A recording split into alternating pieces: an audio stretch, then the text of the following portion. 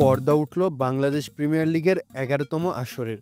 BPL ২০২৫-এর প্রথম 50 হাঁকালেন ঘরোয়া ক্রিকেটের কিংবদন্তি আনামুল হক বিজয়। ৫০ বলে ৪ বাউন্ডারি আর ৫ ওভার বাউন্ডারিতে করেছেন ৬৫ রান। সোমবার টসে জিতে দুর্বার রাজশাহীকে ব্যাটিংয়ে পাঠায় ফরচুন বরিশাল। শুরুতেই কাইল মায়ার্সের সুইং তোপে পাওয়ার প্লেতেই ২ উইকেট হারিয়ে বিপাকে পড়ে রাজশাহী। তবে শক্ত হাতেই দলের হাল ধরেন রাজশাহীর অধিনায়ক বিজয়। ইয়াসির রাব্বিকে নিয়ে ঠান্ডা মাথায় দেখে শুনে রানের চাকা সচল রাখেন তিনি। ইনিংসের ৩ নম্বর ওভারে চতুর্থ বলে শাহিন শাহ আফ্রিদিকে ছক্কা মেরে বাউন্ডারির খাতা খুলেন তিনি। ছাড় দেননি মায়ার্সকেও, তাকেও হাঁকিয়েছেন স্ট্রেইটে চোখ ধাঁধানো এক ছক্কা।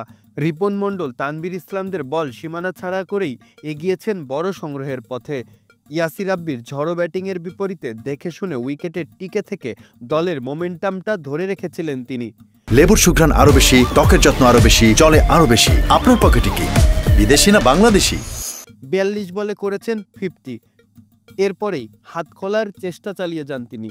ফাহিম আশরাফের বলে আউট হয়ে সাজঘরে ফেরার আগে একই ওভারে হাঁকিয়ে গেছেন ১-৪ আরও এক ছক্কা।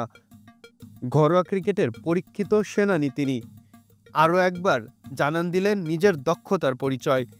ইনিংসটাকে টি-20-র সাথে মানানসই হয়তো তেমন বলা যাবে না, তবে তার ধৈর্যশীল ইনিংসটা দলকে এনে দিয়েছে মজবুত ভিত্তি। এতেই বড় সংগ্রহ করতে পেরেছে তার দল দুর্বার রাজশাহী। মাহফুজ আহমেদ, খেলা ৭১।